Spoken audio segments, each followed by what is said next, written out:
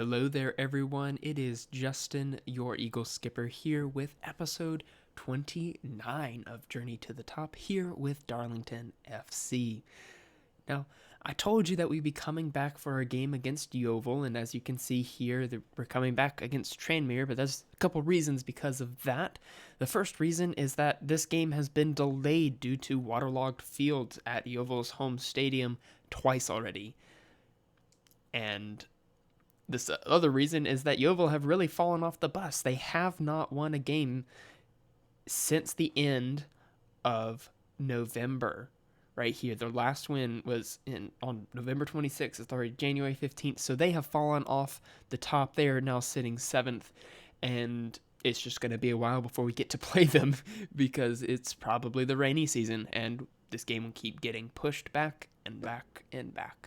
So we're going to be facing Tranmere, who are currently sitting bottom of the table. Just a nice little morale-boosting game, and just to show you that we can, in fact, beat teams, unlike what happened in the last episode.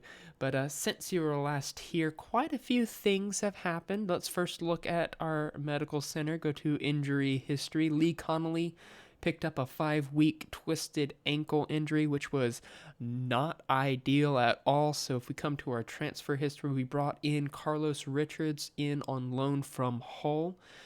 A good left-wing center mid striker. I mean, he sits at like third in all of those positions except for left wing, where he is the only one who can play there other than Denilson Carvalho.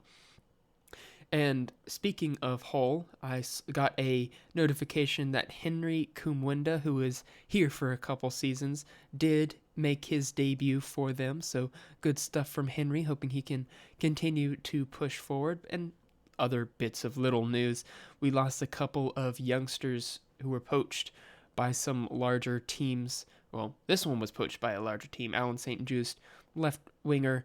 We don't really play with left wingers that often, so it was probably okay that he moved on. But this is the one that hurt the most. Luca Gori. He was a 4.5-star potential center back, had already made 2 appearances at the club, and I thought he denied Geisley, who are in the league below us, but he is sitting in their under 18s rather than our own, and we can't even offer him a contract.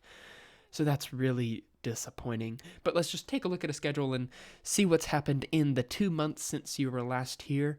We've played quite a few games, and we've only lost once, so that's really good. After our 2-1 defeat against Forest Green, we went up ahead and beat Sutton 3-1, Luke Charman getting a hat-trick. That was a fun game. Then we drew against Wrexham and Leyton Orient, both rather disappointing affairs. Then we won in exciting fashion against Woking 4-3. We beat Fylde 2-1. We went in the FA Trophy third round up against our local rivals Blythe, and we drew 0-0 at home. And Blythe are in the league below, so that was really disappointing, especially considering they're rivals of Darlington. So we took away the rotation and dominated the game 2-0, just securing our place in the FA Trophy. But then we were really tired for this next game, only 3 days after the second Blythe match, and lost 2-1. Not too disappointed, though. It was pretty sad.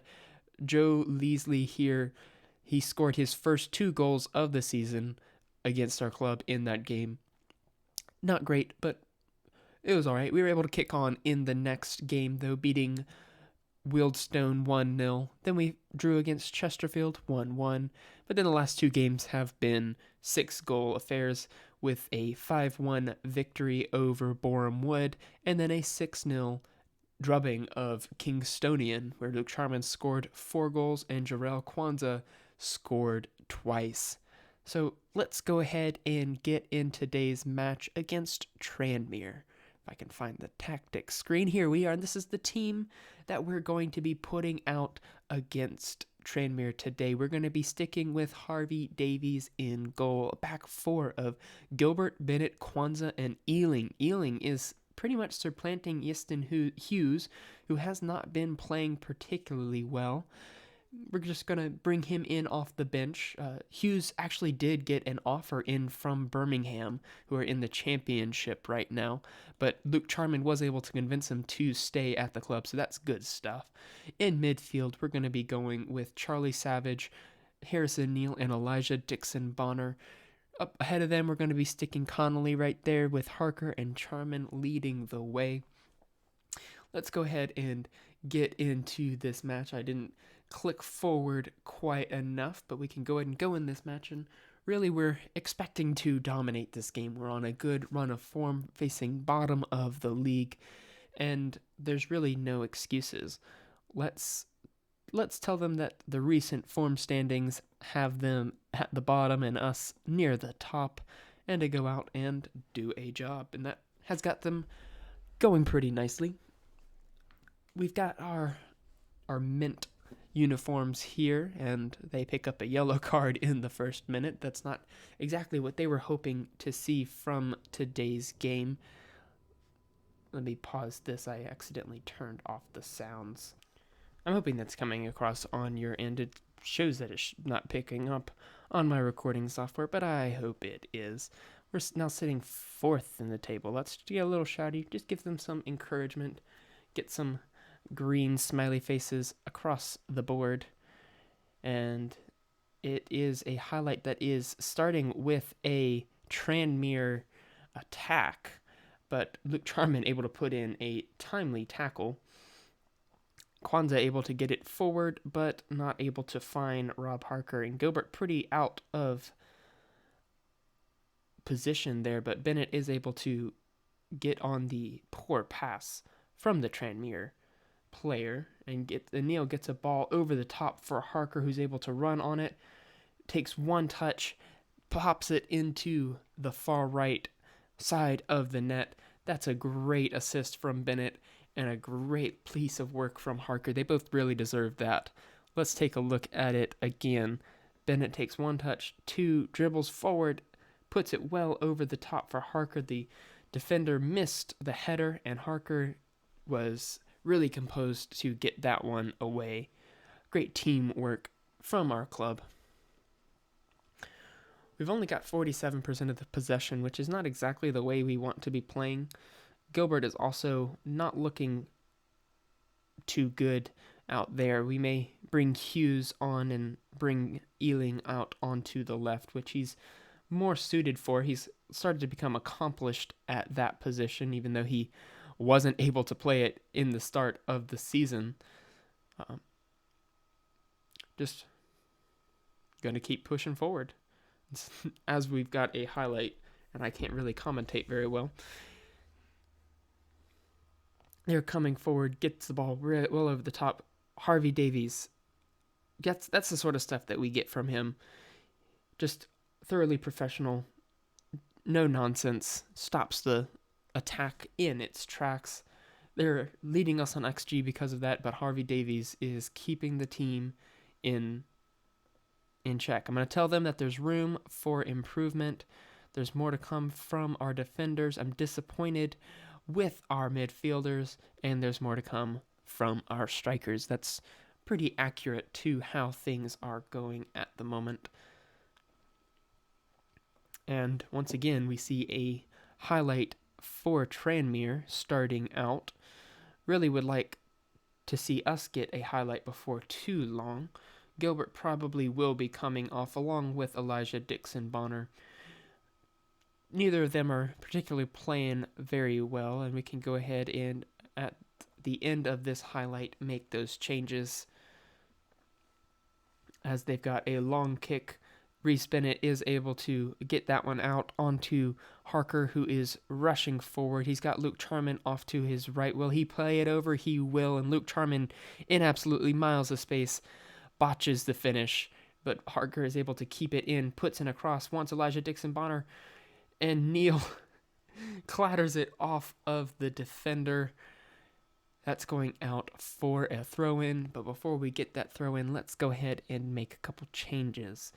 Let's bring on Lynch for Dixon Bonner. Lynch is playing pretty well in that Mazzala role, even though I have been sticking him in the deep-lying playmaker most of the time. Let's go ahead and bring Richards on for Savage, and let's take Gilbert off for Hughes, swap those two around, and confirm the changes as they stand.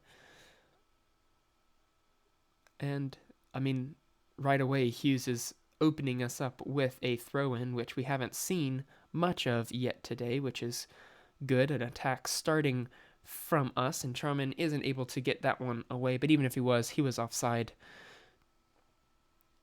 I mean, I wish he'd be a little bit better at that point. Our club captain has been essential for our run, is in the top 3 in the league in both assists and goals for the season. He's just really a top quality player for our club. And I don't like how long this highlight is going on. And Yeovil Hughes is once again being shown right in the thick of things, but able to force a bad pass, gets a header over the defender, gets it up to Lynch. Lynch charging forward. Looks like he's going to take this one all by himself, but he gets it over to Richards. Richards scores his first goal of the season, first professional goal from the lone player, first Darlington goal.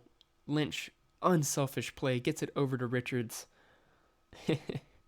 And this game is starting to look a little bit more secure. Let's go ahead and skip the end of that highlight. And I don't like how Neal is on that yellow card. I don't know how Harker got on the yellow card either. But we're doing okay at the moment.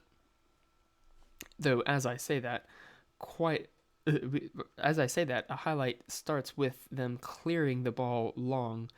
Well, oh goodness, I just said the guy's name on accident.